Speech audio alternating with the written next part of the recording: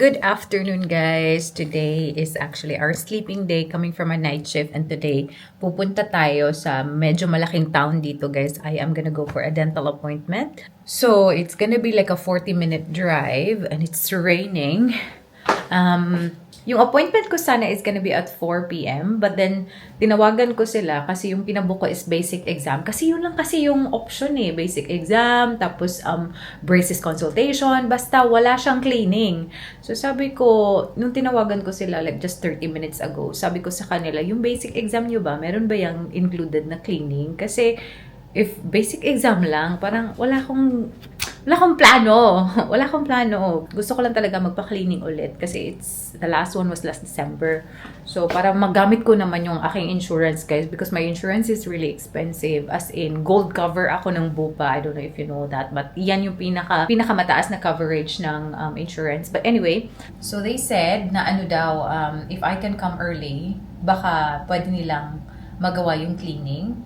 But if not daw, if darating daw ako doon ng 4 p.m. talaga, yung original ko talaga na appointment, they can just do the basic examination. So sabi ko, I live really far, like far na yan ha, like 45 minutes away. So I just want to make sure if it's gonna be done or not. So yun nga, sabi nila if I can come in early, 3:40 daw. So I don't know if I can make it, but if I can't make it, then bahala na talaga. So I'll just go there and see how it goes. Malamig, kaya nagsuot tayo ng sweater, and yeah, we are gonna go. Naiwan din ni Michelle yung phone niya, so I actually have to go to the hospital para i-drop off siya. Yung cellphone niya talaga yung naiwan. Let us go to the hospital first. It's gonna be a long drive, guys.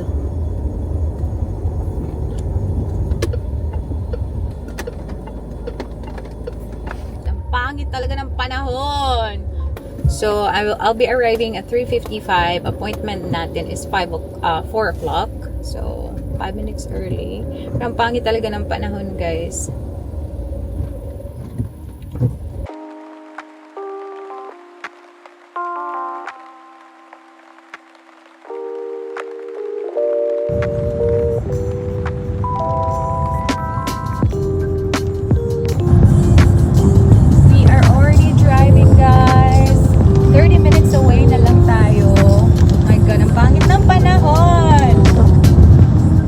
Guys, andito na tayo. Oh my God, it's 3:58. Akala ko early ako. Hindi pala. On time talaga tayo, guys. Wait lang. Kasi umuulan. Grabe, ang pangit ng panahon. Pakita ko sa inyo yung labas, ha. Before tayo lumabas dito.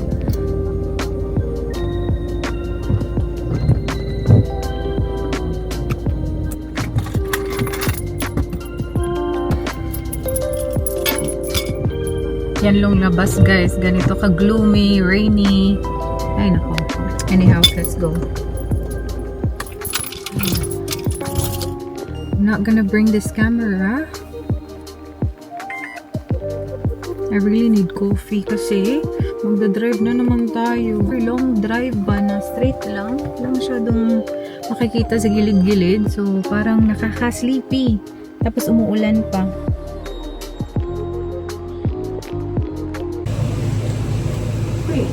Oh my God. Tapos na pala tayo magpa-dental appointment. Tingnan yung lip school pa yan. Now your membership number, please press the star key. Just to confirm. So I had a dental appointment today.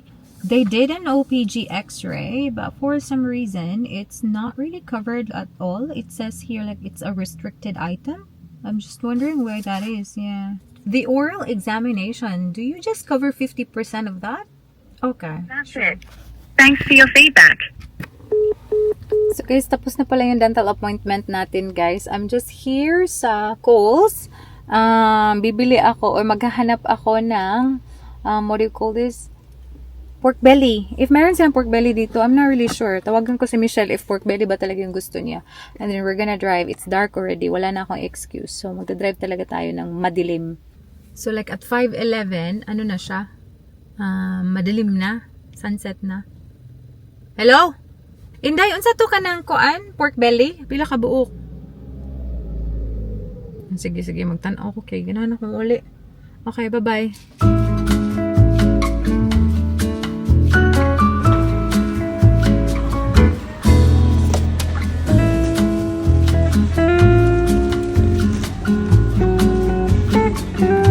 Yeah, I just did a little bit of grocery, guys. Yung main talaga natin na gustong bilhin ngayon is the roast pork. Pero unfortunately, hindi available yung roast pork. Naubusan na tayo. Actually, dalawang chicken na nga lang yung naiwan doon. So, chicken na lang yung kinuha ko. Alam niyo ba, wala pa akong kain.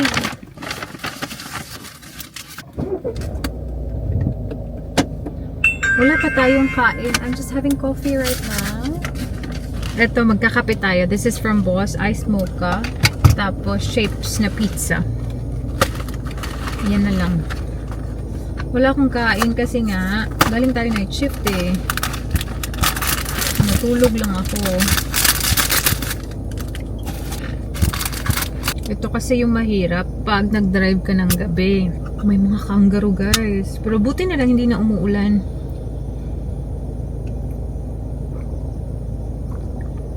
Hindi ko man lang sinake. Ano ba yan?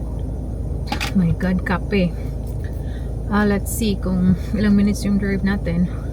Alam nyo, sobrang ganda ng ating dental appointment ngayon. Yung cleaning talaga ni Doc. Chares, feeling close. Yung cleaning ni Doc talaga ang ganda.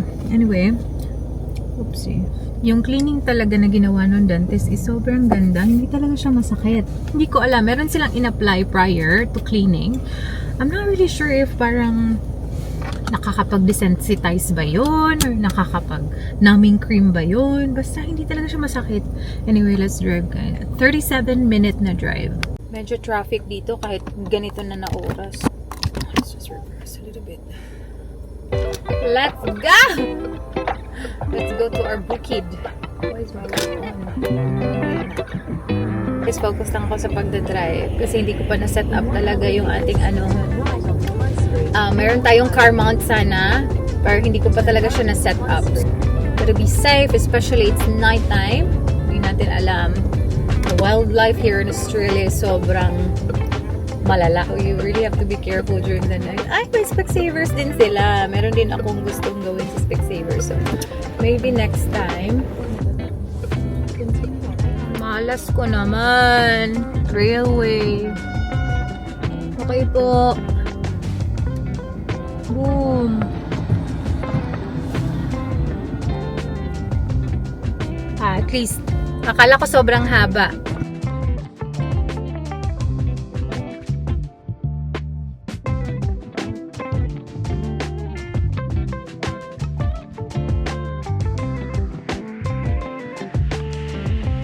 Guys, 2 minutes away. 2 minutes away na lang. Grabe, parang nag-reroute ako. Wait. Parang nag-reroute tayo, guys. As in, yung dinaanan ko kanina, ano talaga siya? Ang hirap niyang daanan. Parang one way lang siya. Anyway, hindi niyo naman ako makita masyado. We're almost there, guys. Sakit sa mata.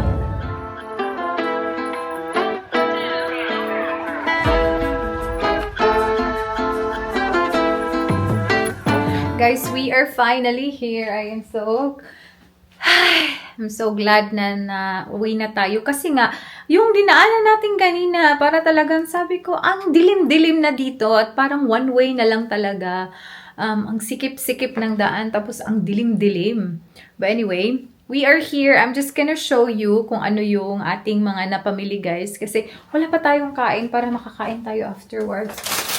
So, as in, wala pa akong kain sa araw na to. So, okay. Pumunta nga tayo sa Coles, guys. Ito yung nabili natin. Bumili ako ng shapes na pizza para sana on the road.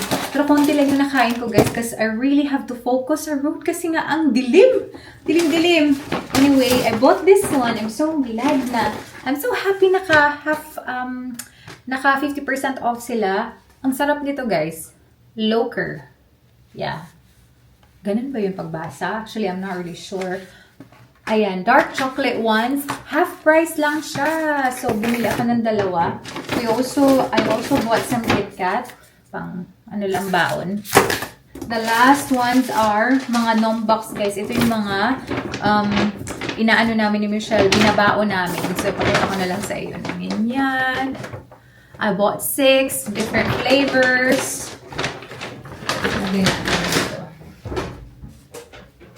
We also have a chicken na peri-peri mild. Ayan. Dalawa na lang talaga yung naiwan na chicken doon, guys. And wala nang roast pork. Although nakakamiss yung roast pork, pero wala tayong magagawa kasi almost mga anong oras na yon nung natapos yung aking dental appointment. Anyway, ang ganda pala ng dental appointment ko, guys. Kaso lang, because I had my dental appointment last December with my insurance coverage, hindi siya covered lahat. So, I called them just to clarify kasi may mga procedure na restricted item na siya. Kasi pala, nagawa na siya last December. So, sabi nila, dapat daw once lang every 24 or every 12 months. So, nagdalawa na yung akin. Nagbayad ako, malaki, 124 for the x-ray lang. Sabi ko, buisit, in-x-ray pa talaga ako. So, OPG na x-ray, tapos simple x-ray, top and bottom. So, ano siya, nakatatlong x-ray ako today. But anyway, ang ganda niya yung mag-cleaning, guys. Okay lang. Parang ang ganda ng pagka-clean niya. Tapos yun nga, I told you na parang may nilagay siya na, I don't know, like it's a cream, it's a numbing cream, or basta hindi sensitive masyado yung ngipin ko when they were cleaning it. And then, the doctor seems to be very knowledgeable. Basta, ang gaan din ng kamay niya. Kasi mostly, pag nagpapaklining ako, sakit-sakit talaga. Tapos, alam mo talaga na wala pang ginagawa. Hindi pa nagsa-start yung rotation ng maliit nila na instrument. Masakit na agad. Hindi pa nga nagsa-start. So, alam ko talaga na mabigat yung mga kamay ng ibang dentist. But, with him, it was really good. So, sabi ko nga, ang layo naman dito. Gusto ko siya na yung maging dentist ko. But anyway, I have nag-recommend siya ng treatment plan, and yung recommendation niya is I have to have some fillings done. Hindi siya kaya today kasi nga kulangan ng oras. So I have to book it again next time. I'm not really sure when kasi yung roster natin dito hindi pa out. So, yeah. Ibubook ko siya, and then I'm gonna change my insurance now. Hindi ko yan na-chika sa inyo, di ba? Chika natin. Yung insurance ko talaga, guys, sobrang mahal. When I had my egg freezing done, yung coverage ko nun para ma-include yung reproductive na coverage is gold. So, yan yung pinakamataas na coverage sa Bupa Insurance. So, yan yung kinuha ko.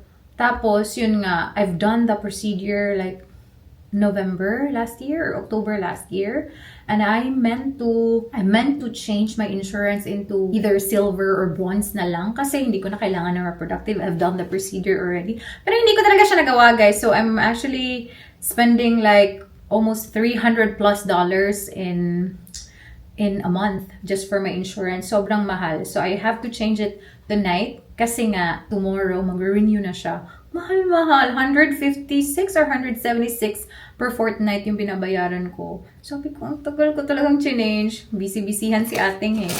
Anyway, I had my coffee, but yun nga, nainom ko konti lang because I cannot.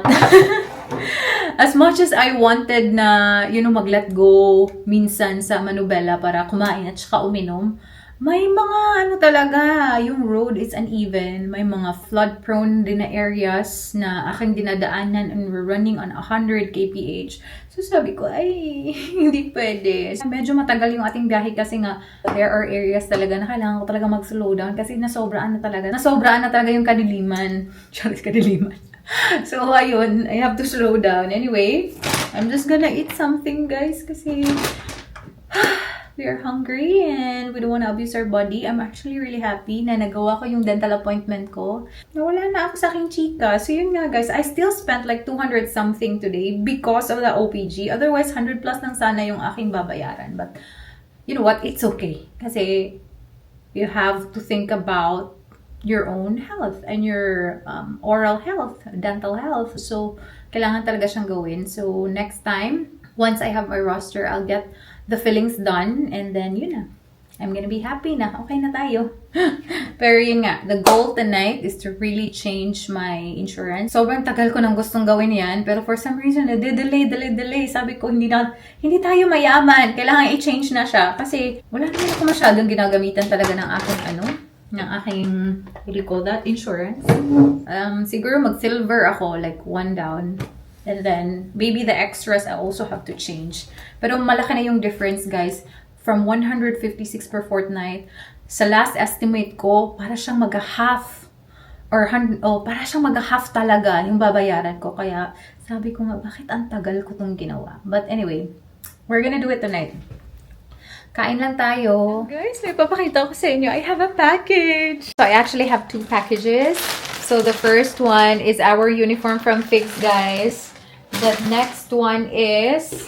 I cannot believe talaga. I cannot believe na nangyayari to siya. I have a gadget that I'm very excited to open and review.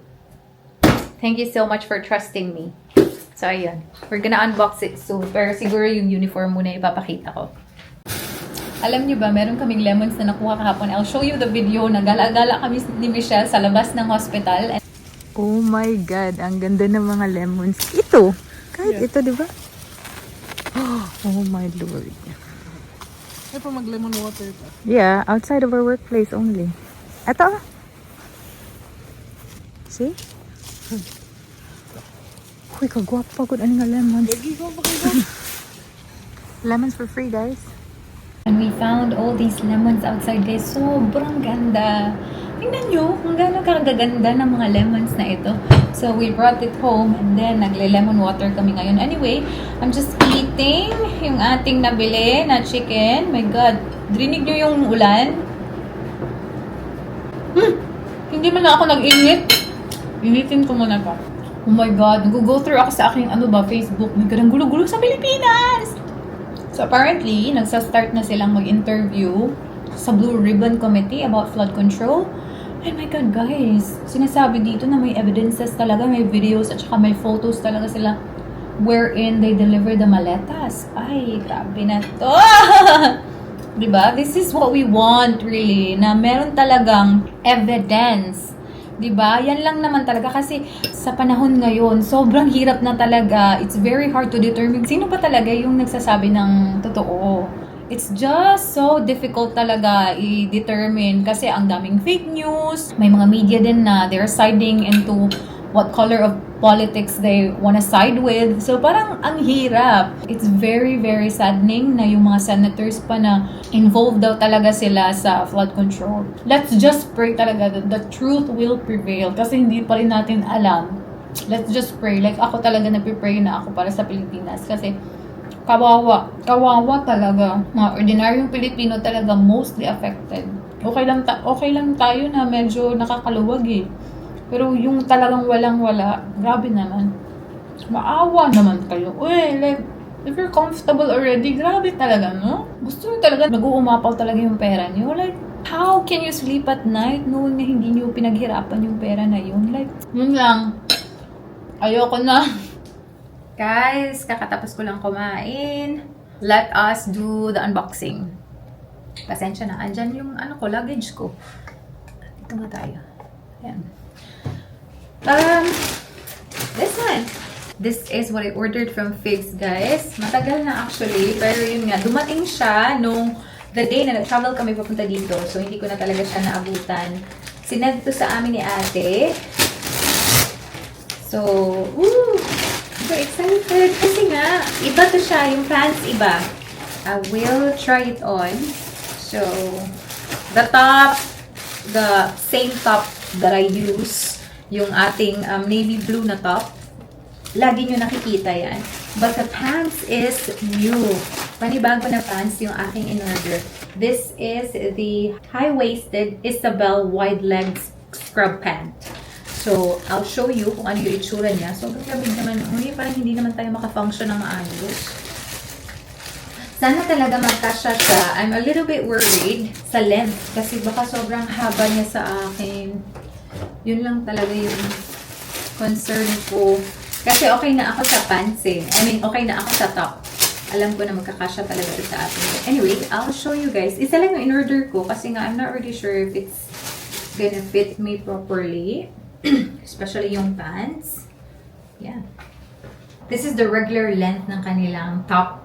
And then, ayokong umorder ng petite kasi I feel like Yung petite sobra kasing paikli, and if you want like high waist, gusto mo talaga matak-in properly yung top mo, I would always go for the regular size rather than the petite one sa top. Oh my God! Feeling ko okay. Ano ba? Ay, mahaba! Wait. Okay. So, ganito siya, guys. Medyo mahaba siya sa akin. Wait, mag-shoes ako. Ang tingnan natin. Okay ba? Gusto ko yung ganito. Yung medyo loose. You know what? I think I have to... Kailangan ko siyang i-adjust konti. So, I'm just using the microphone so you can hear me, guys. But, yun nga, I feel like it's gonna touch the ground or touch the floor. I still have to put stuff sa aking pockets eh. So, I'm pretty sure matatouch niya talaga. So, madumi. But in all honesty, I feel like I need to order a size, like gusto ko to na hindi masyadong masikip. Pero ang problema kasi nito, parang napaka-loose niya. Like on this part here. So, feeling ko I have to order the smaller size. This is small, size small. But I feel like I have to order the extra small. Gusto ko na sana itong band dito. Pero dito kasi, medyo sobrang loose niya. Pero, mas ito yung bagay sa akin.